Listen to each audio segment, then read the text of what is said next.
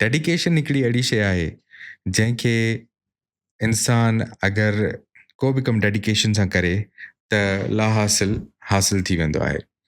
Dedication सिर्फ़ु लफ़्ज़नि जी न हुजणु घुरिजे. डेडिकेशन तव्हांजे टाइम जी हुजणु घुरिजे, तव्हांजे एफर्ट जी हुजणु घुरिजे. टाइम जी कीअं हुजणु घुरिजे? पंहिंजे टाइम खे प्लान कयो. एफर्ट जी कीअं हुजणु घुरिजे? उन शइ खे हासिल करण जे लाइ अगरि कुझु सिखणो आहे त सिखो. अगरि कुझु एक्स्ट्रा करिणो आहे त कयो. जेसीं ताईं तव्हां डेडिकेटेड न हूंदा तव्हां कुझु बि हासिल न करे सघंदा. ऐं पोइ तव्हां इहो ई चवंदा त मुंहिंजी क़िस्मत ख़राबु हुई, मूंखे पंहिंजो गोल अचीव न थियो.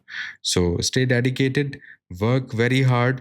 ऐं वंस तव्हां जेको आहे सो हार्डवर्क कंदव त तव्हांजो जेको गोल आहे उहो अचीव थींदो. ऐं उन खां पोइ होपफुली रिलैक्स थी रहंदव.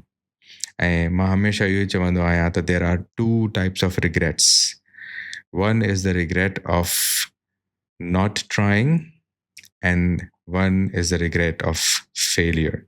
So मां सम्झां थो त फेलियर वारो रिग्रेट वधीक सुठो आहे. एटलीस्ट तव्हां कोशिशि त कई, फेल थी वियो या नसीब तव्हां लाइ भलाई आहे. पर अगरि तव्हां कोशिशि ई न कंदव त उन में हूंदो त यार काश मां फलाणो कमु करे वठां, काश मां फलाणो हुनर सिखी वठां. So go for the regret of failure.